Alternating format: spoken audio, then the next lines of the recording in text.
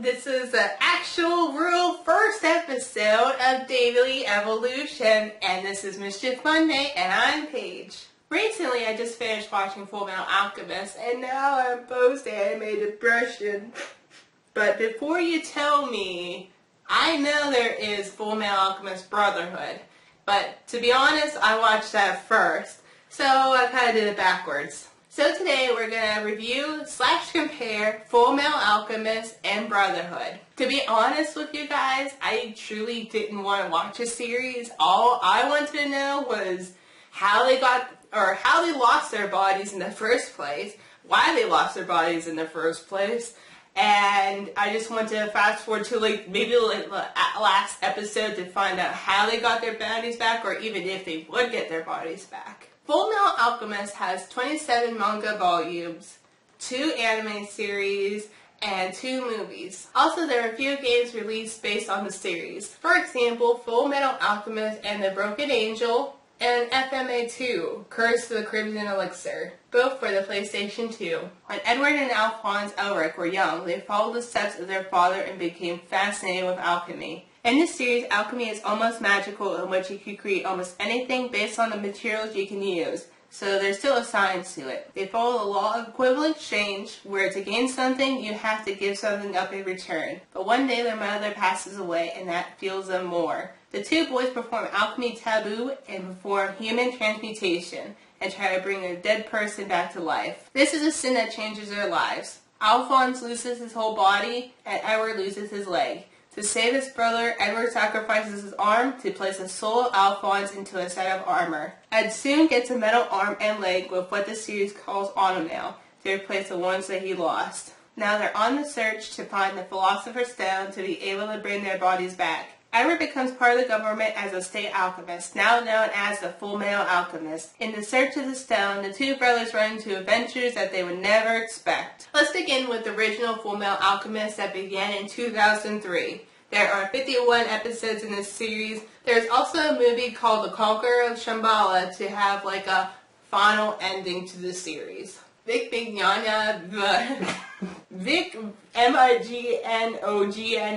Vic Mignogna voices Edward, while Aaron Dismuke voices Alphonse. The plot of this series goes with the manga to a point, then after they create their own story. The major thing a lot of people did not like was this big twist around the ending of the series, and especially the ending in general. The homunculus were created from failed attempts of the alchemists that tried to bring their loved ones back. They were taken care of by their master and named after the 7 deadly sins. Now on to Brotherhood. There are 64 episodes in this series, and it was released in 2009.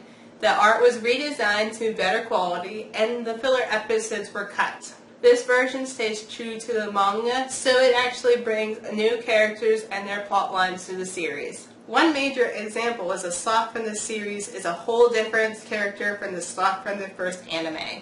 Vic remains as Edward Elric, but Maxie Whitehead is the new voice for Alphonse. The original voice for Al, his voice was too deep. Puberty. Here's my official opinion about the 2 different series. Both series kept my interest, but one overrules both. I love Brotherhood, and it's the best. If you want to stay true to the manga, go with Brotherhood. But if you want to see the original and how they took the storyline, you know what to watch. Fullmetal Alchemist, the positives and negatives. Positives.